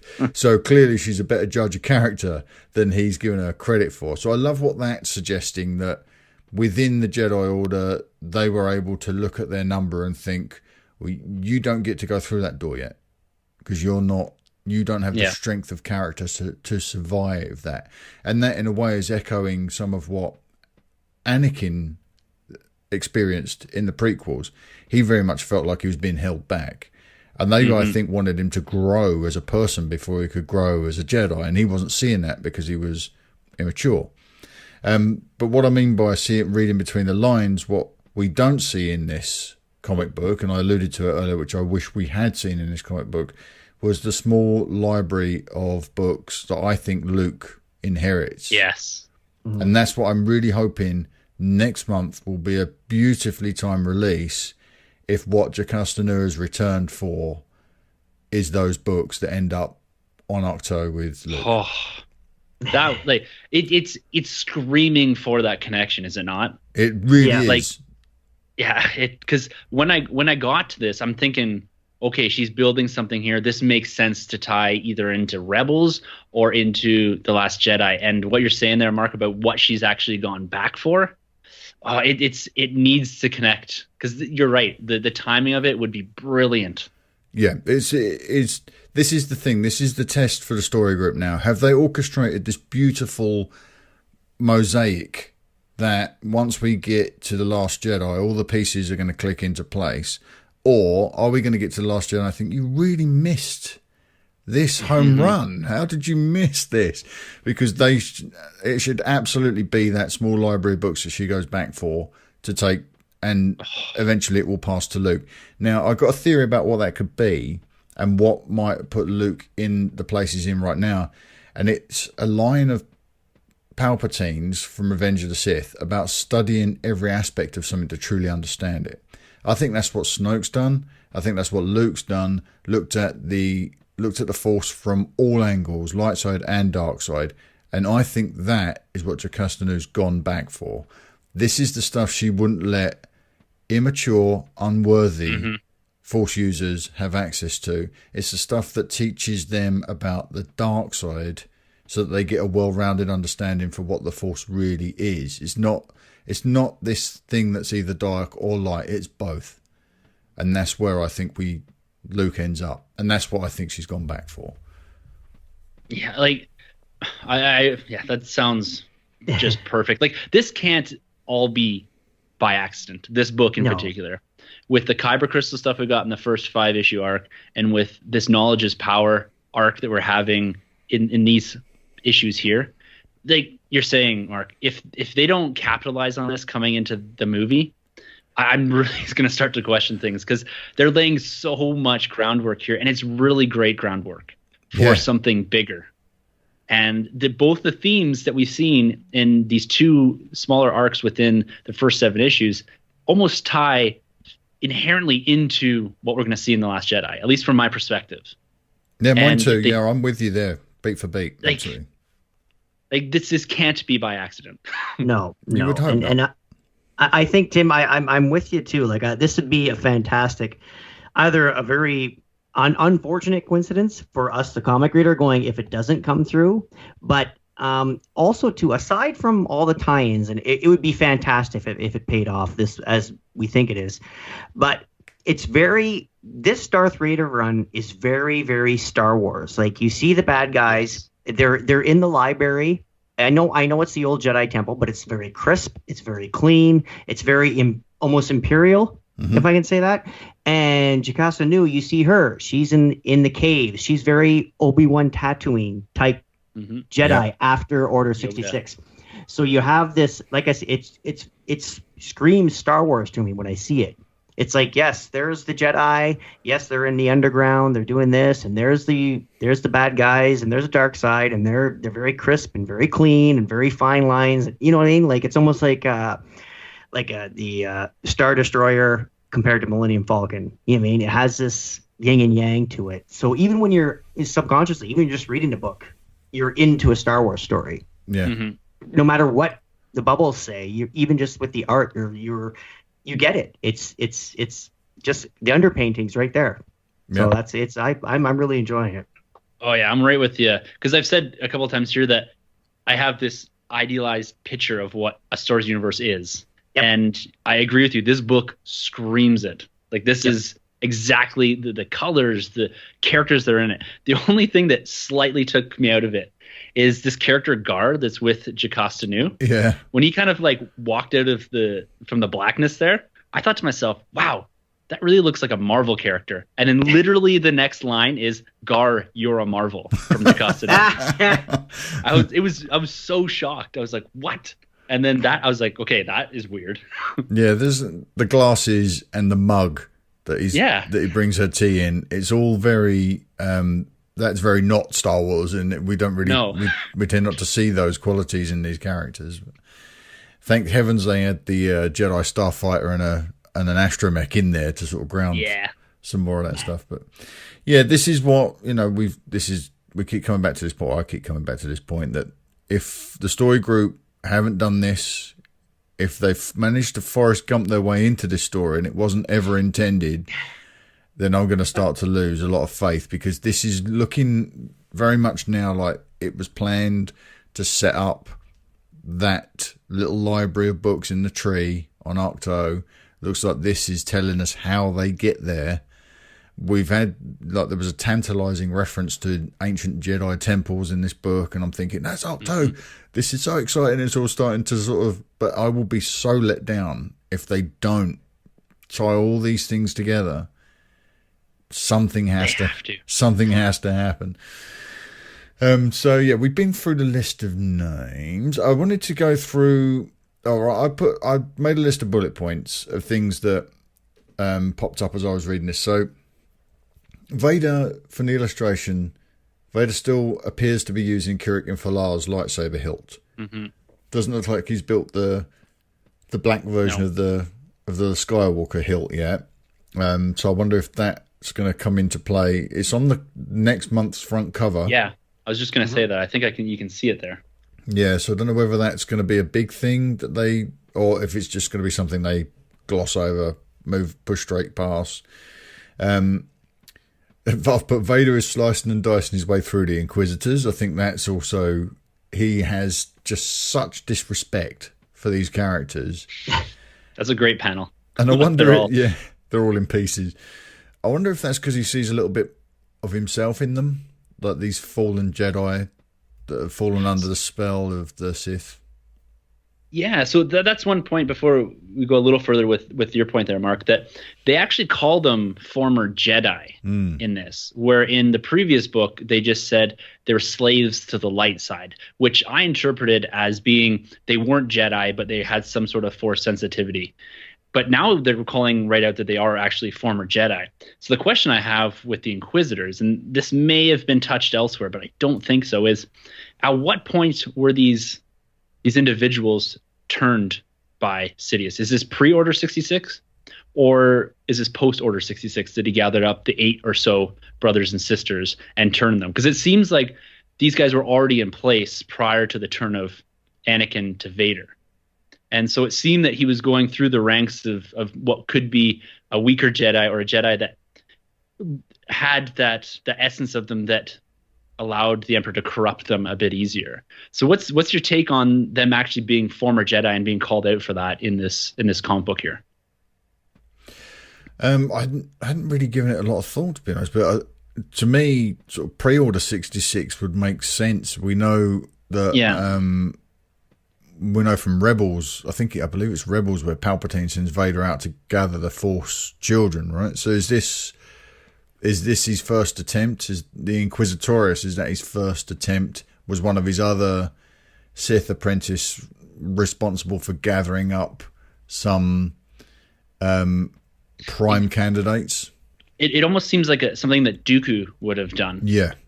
He would have because he had that knowledge of the individual Jedis, and because they all seem to be slightly disfigured, slightly not the form that you would imagine a Jedi to be. I'm kind of placing the Jedi into a bucket here, which isn't probably right, but they all look, and they're all depicted as being more evil-like, right? Yes. With the kind of more earther, darker tones. They're not the most attractive looking creatures in that unit. So they have a quality about them that screams dark side, that screams Sith-like. Yeah. And my question is, and again, this just comes back to, like you said, reading between the lines and headcanon a bit, is if all these 8 or so Jedi were kind of dropping off the radar in the build up to Order 66, don't you feel like someone would have noticed that? They kind of would have.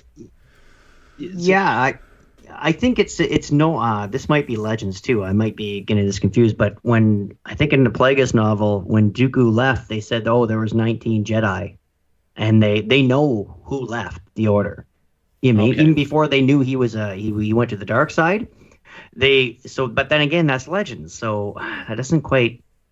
So it's a big deal when a Jedi leaves. There's the Lost 20 that's still canon, right? The Lost 20 is still canon. That's in Attack of the Clones, I believe. Yep. Okay, so there you go. Then so it could be, yeah. It's not something that bothers me outright. I like the idea when they refer to them as slaves to the light side, because it didn't imply that they're Jedi, but they called them out right here in one of the panels, and it kind of just got the gears turning a bit. So something that I'm going to be looking for in the subsequent issues, if they kind of come back around to that, because they've alluded to that in both these books, and so they seem to be seeding something a bit bigger. And if it goes back to the Lost 20, like, I'd really like if they tied all that together. Yeah, because if you're saying there's a Lost 20 in the last 1,000 years of the Jedi, how come you got 8 right at the tail end? You know, like, it just seems unlikely. Unless it's potential candidates, when they wheeled Anakin in and the council said, nope, maybe Sidious, maybe Dooku was outside saying, oh, come with me. But through this door, could have been. You didn't get access there, but you can train here.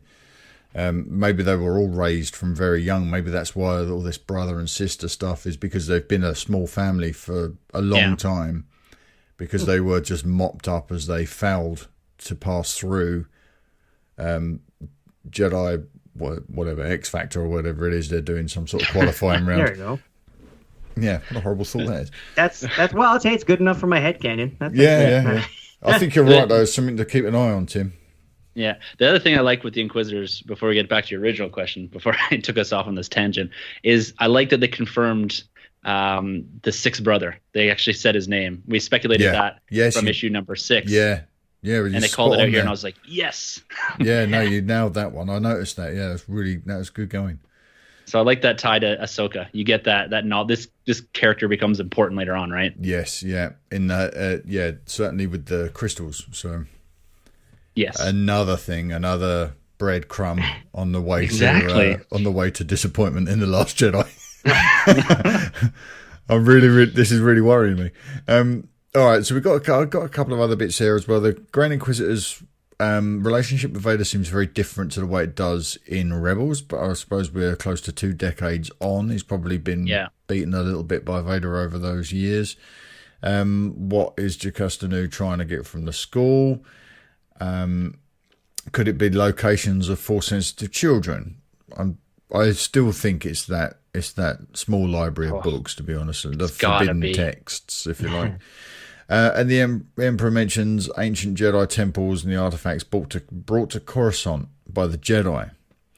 So if at some point the Jedi had been and pillaged these temples and brought everything back to Coruscant, is Jocasta Nu's drive now to take those back out to the temples they originated from? And is that what Luke's then spent years tracking down? The stuff that what should have once been in that temple in Coruscant. Yeah, you can't ask for a better storyline to lead into The Last Jedi if that becomes the case. Like, and I think with Charles Soule too, the thing I love about him, I hang on every word he puts to the paper. Like, I feel like it all matters, and that's why I've read this book like 4 times. Yeah, because it's so dense, with both from the art perspective as well as what's actually there in the story. And like we've been saying through this whole review of this, is that every word seems to imply something either going forward, or it answers a question we had in issue number 6. So the ability to do that in a couple comic books is just brilliant. But this whole concept of the relics and the artifacts, I think you've just nailed it there, Mark, with this being potentially something along the lines of the Journal of the Wills that she's gone back for. Mm-hmm. And returning it to where they came from is just a next level step as to why Luke has gone and why they're actually there, like why the books are on Act 2. Yeah. So, oof. Yeah, and in The Last Jedi, Luke just has to say, yes, I've been searching for these. I knew they were here. And to us, it'll be like a wink, wink. And we'll be like, there's the payoff. Yeah, that's why I say we'll be the first people to cheer in the audience when we see this thing tie together right in front of us. It's interesting to think what could be in these pages. If these are, because I'm very much, like you just said, Tim, Charles Soule, he's given whatever it is Jocasta Nu's after now such gravity because of the way the Grand Inquisitor perceives it, that it's something that was withheld. He wasn't worthy of access to it. They're forbidden texts. To me, that says that this is something that's very key to what the story group, or maybe it's just Ryan acting independently, what they're trying to do with cognitively reframing the Force for us through Luke. If these forbidden texts suggest a way to use the Force as one great big thing, perhaps the Jedi saw that put into practice by people that fell often and decided, lock that stuff away. Let's shut this down now. It's the light side or nothing. If you even step foot down the dark path, you'll be lost to it forever. Even someone like Yoda was dissuaded from that. That's the warning he's given in Empire. Once you start down the dark path, forever will it dominate us. Now, I think that Luke's line, it's time for the Jedi to end, could possibly be motivated by the resentment of that act by the Jedi, of saying these texts are forbidden. You can't have that knowledge. It's almost like the Grand Inquisitor and Luke are of the same mind at some point in these stories. Why would you withhold that knowledge from me? Yeah. Maybe that's why Luke thinks the Jedi should end, or at least that practice should end, of locking knowledge away. Yeah, like that. Oh man, you always get my gears turning, Mark. Like that's why I love coming on here and talking with you guys. Is that I come out of this and I'm just almost salivating over the idea of what could be in issue 8 now. Yeah. As we're talking about issue 7 here and the potential for it. And you're right with this underlying thread that's been in the majority of the new canon about reframing the Force. And this book is going a long ways to doing that. And I agree that we're going to see a lot more of it in The Last Jedi.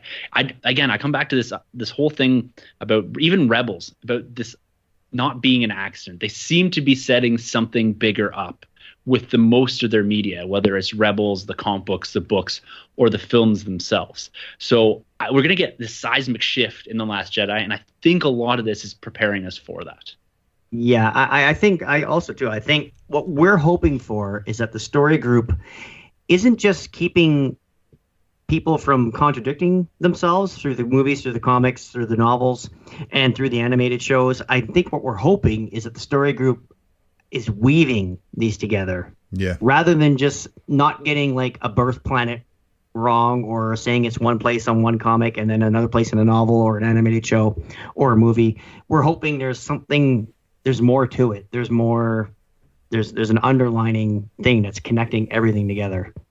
Well, it's more that they've been tasked with presenting a new idea, or running a continuous thread through the majority of the material, and setting something up for something bigger, rather than like what you said about this just planet needs to be here. So it's I almost think that instead of there are fact checkers in that group, but there also has to be people that are propelling the ideas and the nuances and the themes of the overarching arcs that we're seeing in these new films and how that ties to the new canon. They have to be in charge of that as well. It's not just going through and receiving books from a writer or from a creator and checking boxes. It's more about driving an idea, an overarching narrative that they have to be responsible for. Indeed. Great stuff. All right. Gentlemen, you've heard my thoughts on this book. Is there anything I haven't said that you've taken from this story? I mean, we can all agree that this is Darth Vader is kind of a first class run. This book is one of the best in the 7 so far. What else did you take from this issue that we haven't already discussed? I think for me, we've got most of it, but one of the things I want to compliment here is the art. Drawing someone like Vader is very difficult because you can't show emotional expressions. But the artist here, Giuseppe, he's able to capture emotion from Vader with his art. And that's not an easy thing to do. And so I want to compliment the book on drawing and depicting Vader in different situations, and you almost feel the angst of Vader. You feel the hatred, and you feel the moments when he's with the Emperor that he has to actually pull back a little bit. And I'm getting all of that from what would be his body language. Even sometimes he takes some liberties with his mask and draws it slightly differently from different angles to give you the impression of emotion. And I think that's one of the big strengths, is that the writing is on point, but also the art. It's really, really well done, and you take a lot away from it. Yeah, I totally agree. Like, it's like when you see Vader and the Emperor, Vader's a half step behind him, showing him that submissive side to his master. Like, there's a little, like you said, it's just all those little details they're perfect. I think they're fantastic. Looking over his shoulder at one point, Vader, and then he's always looking down at the Inquisitors, and it's all about how they place Vader in the panel that makes the most of each individual page. Yeah, great observations. That's a real comic book storytelling language, isn't it? That the use of that hero's perspective and the worm's eye view, and I like what you're saying as well, Rob, about the relationship between the composition of Vader and Palpatine shows their relationship and how they're still feeling that out, because it's still quite new. They're still trying to work out who they are to each other, aren't they? And Vader, I don't know if Vader really is on the same page as Palpatine, or if he truly trusts Palpatine, because he's kind of learning what this Sith thing he's gotten into. He's kind of learning what it is still, isn't he? Yeah. Yep. Really, really well done stuff. You guys, if you're not reading this, you got to get into it. If you're questioning whether or not you should get into Star Wars comic books, start here. Vader and Dr. Aphra. Yes. Those two books, if you pick those up, that's it. You're hooked. Brilliant. First hit's free. Well, it's not free, obviously. It's cover price, but you know what I mean. All right. Final thoughts on this. Well, I think we've kind of said it, haven't we? Final thoughts is that this really shouldn't be missed. It's not required reading, because I think that the stories will succeed without these books as reference, but it is truly required reading, because it is a Star Wars storytelling platform that is just firing on all cylinders right now. Yeah. He takes advantage of every single panel. Do we want to rate this? Because I deliberately didn't put a rating on this, book this month, and I'll get to why in a second. But gents, have at it. How high do you go with this book? Well, I put issue number 6, I believe, at an 8. And I may slightly regret that, not because it doesn't deserve, issue number 6 deserve an 8, but this book is better. Yeah. And so now I have to put this in between issue number 6 and issue number 5, which I consider almost pure perfection. So for me, I'm going to put it 8.5 if we're allowed to do 0.5 on a rating. Yeah, we do whatever we want. Somewhere in between that 8.59. And it's almost just because it's relative. If I had to go back and redo, I would probably put this on an 8 or so and issues number 6 at a 7, just to kind of recalibrate that. Because I kind of stuck myself into a corner here with my rating of last time. Rob? Yeah, I'd have to agree. I think last time I put it, what did I put, a 7 on the 6? I just because of the lunch bag letdown coming off of that such a great issue from number 5. Yeah, so I'd say definitely an 8 on this one. Not quite a 9 for me, but it's close. If we're holding issue number 5 as the high watermark, then this is an 8. Yeah, that is issue 5 is one of the best comic books I've ever read. If that's the Dark Knight. your qualifier there, Rob. Yeah, that was the Dark Knight of Star Wars comic books for me so far. Yep. The Sith Knight, I guess, in a way.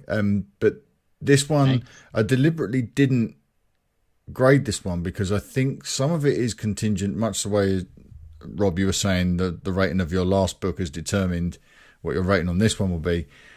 The next book will frame this one. This book will either be a 9 or it will be maybe a 7 or an 8 for me, because it's the next one that will reframe this for me, depending on whether or not they deliver. Well, the cover is any indication. Yeah, the cover's kind of compelling, but it doesn't give us much on the Jocasta Nu line, does it? Also, too, we can see the next issue and go, it's about a 7, and then watch The Last Jedi, and then come back and say, nope, that's a 9. Yeah. It all depends. It's all in their court. We don't let us down. Indeed. So I'm gonna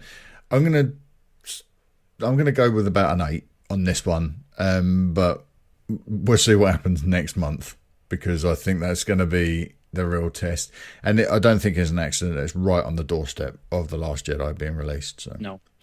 Ooh. Okay, that was a good episode. I think we might as well just wrap it up there, because there's not a lot more to be said. You have to buy this book. You have to buy this run. And it's early enough in its life, I think, for people to go back and get caught up. I think if you get into this and you don't plow through the first 7 issues in almost one sitting, then I just don't know. Comic books aren't for you if that's the case. No, it's especially that first 5 issues into both of these. Like it's all really well done. Charles Soule is killing it. Absolutely. Looking at this front cover, I wonder if there might be some. No, I'm not going to wait until we get into this next month. I'm not going to do any more speculation, but I can feel an idea percolating. All right, that's it. Let's wrap this episode up, because we got something else that we want to just get recorded before, and that's a teaser. Mind you, if you're a VIP, you'd know what it is by now. I'm existing on many time frames at once. I'm getting confused. All right, let's get the hell out of here. We'll be back next month with issue 8 and maybe some other stuff. I didn't mention I had been trying to get caught up on some of the things that I haven't read so far. Han Solo, I'm about 4 issues into the Han Solo run. Just started the 4th issue. Not a big fan at the moment, but I'll give it the rest of the run to see how it goes. Maybe we'll discuss that a bit more next month. All right. And that's on the Dathomir. I'm probably going to pick that up too. All right, gentlemen, where can people find you between now and next month? You can always grab me on Twitter at TheNerdRM. You can check me out over on the Nerd Room podcast. We've been doing a lot of movie reviews lately, but we're dedicating December to Star Wars. So we're going to do a collecting roundup episode, and we've got a lot with The Last Jedi coming down the pipe. And also we're going to have Rob coming over onto the show next week to do a Justice League review. So we're going to try to level out the playing field on the podcast. There is a slight lean over towards Marvel, I would say. So we're bringing Rob over to balance the table out a bit. So we're looking forward to that. And you can always also grab me at talkstores.co.uk, trying to do the comic book and some toy coverage over there. And you can also hit me up at thenerdroom.net. We kind of throw a bunch of stuff out there once in a while too. Wonderful. Thank you, Tim. Rob? You can find myself on Twitter at RobertMMCast, and of course you can catch all my stuff. I do the TSW Roundtable for the Talk Star Wars, and that's on talkstarwars.co.uk. And of course, like Tim said, in a couple of weeks I will be a guest on the Nerd Room, which I'm very looking forward to. I'm glad I have a brother in arms in Sanjay. So you may need it. I might need it depending on how this Justice League movie comes out.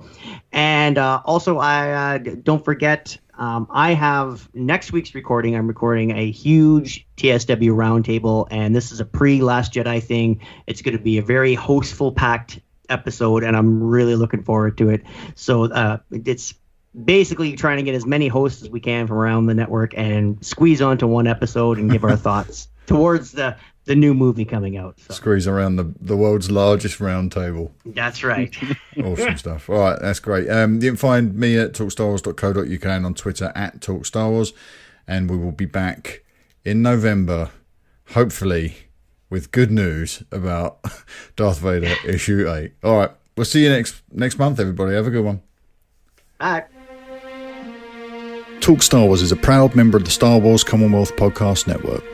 Find us at StarWarsCommonwealth.com alongside The Tumbling Saber Podcast, the Generation X-Wing Podcast, Rogue Squadron Podcast, the Skyhoppers Podcast, the TSW Roundtable, the Nerd Room Podcast, and San Diego Sabres Radio Podcast. Head to StarWarsCommonwealth.com and take your first steps into a larger world.